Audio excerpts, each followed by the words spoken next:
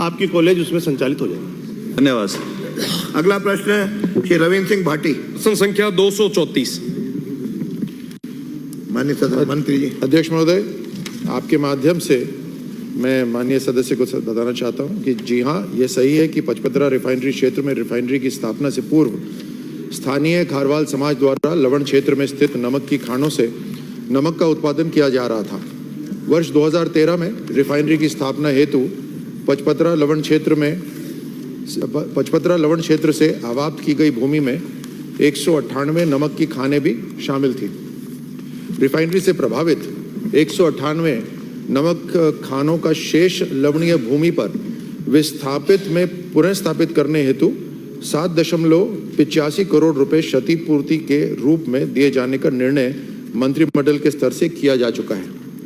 मंत्रिमंडल की आज्ञा दिनांक 3/3/23 की प्रति परिशिष्ट अ पर संलग्न है, जिसकी अनुपालना में विभागीय कार्रवाई प्रक्रियाधीन है।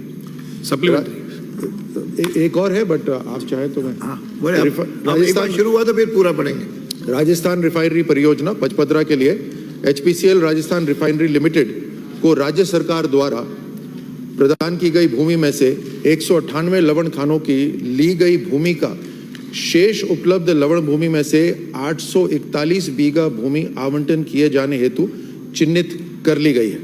इन खानों को पुनः स्थापित करने हेतु राज्य सरकार द्वारा 7.85 करोड़ रुपए का डिस्टर्बेंस चार्ज का भुगतान किया जाएगा।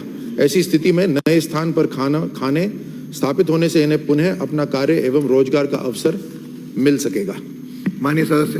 माननीय मंत्री जी, निवेदन करना चाहूंगा कि 2013 में माननीय मंत्री जी नहीं, माननीय अध्यक्ष जी के मार्फत माननीय अध्यक्ष जी के माध्यम से मैं पूछना चाहूंगा कि विस्थापित जो लोग थे जिनकी खानें ली गई थी वो 2013 में अधिकृत कर ली गई थी।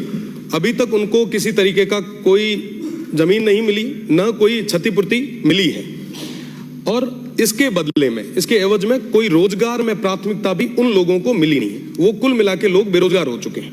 प्रश्न पूछिए।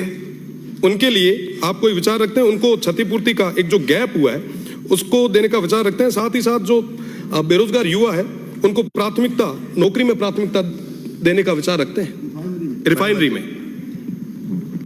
अध्यक्ष महोदय, इसकी 1960 से इसकी एक प्रक्रिया शुरू हुई, जहां पर मैं ज्यादा विस्तार में नहीं जाऊंगा, लेकिन उसके बाद 76 के अंदर मध्यस्थता करी उच्च न्यायालय ने, और यह तय हुआ कि वहां नमक का जो उत्पादन होगा और उसके जो बाय प्रोडक्ट्स होंगे वो सारी प्रॉपर्टी होगी सरकार की, लेकिन जो अधिकार है नमक निकालने का वो खारवाल समाज को मिलेगा।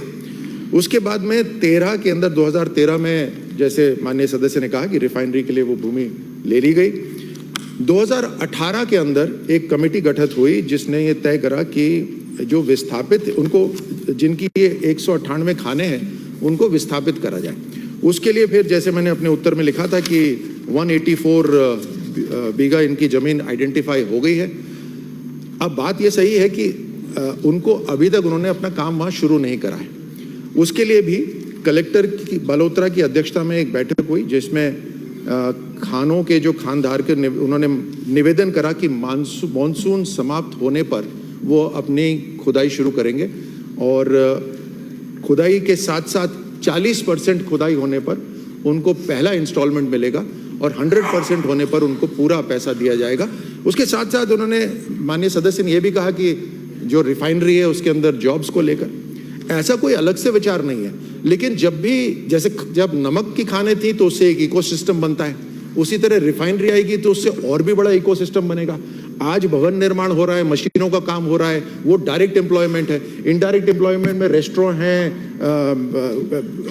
ट्रांसपोर्टेशन है, ये सारा इनडायरेक्ट जॉब है। तो रिफाइनरी के आने से और वहाँ पर जो जॉब अपॉर्चुनिटी बढ़ेगी, और उससे मुझे यकीन है कि, और स्पेसिफिक अगर मैं जवाब दूं माननीय सदस्य को, तो वो ये है कि इस अक्टूबर से मॉनसून खत्म होने के बाद जैसी उनकी खुदाई शुरू होगी उनको उस हिसाब से पैसा देना शुरू कर देंगे। रोजगार के लिए भी एक बार निवेदन है, उन तमाम लोग जिनकी जमीनें गई है उनके रोजगार के लिए भी आप इस हेतु क्या प्रयास करेंगे, सदन की मेज पे रखें?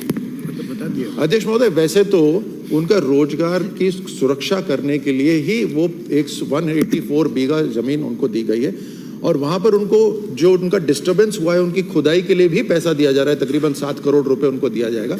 लेकिन उसके अलावा इनडायरेक्ट जो एम्प्लॉयमेंट अपॉर्चुनिटी है वो भी अवेलेबल है। और वैसे भी जब मैं वहां उस क्षेत्र में जाऊंगा, जो कोई चर्चा होगी खारवाल समाज के साथ, माननीय सदस्य के साथ बैठकर उनसे भी चर्चा कर लेंगे। अगला प्रश्न धन्यवाद। श्री पितराम सिंह काला। Question number 309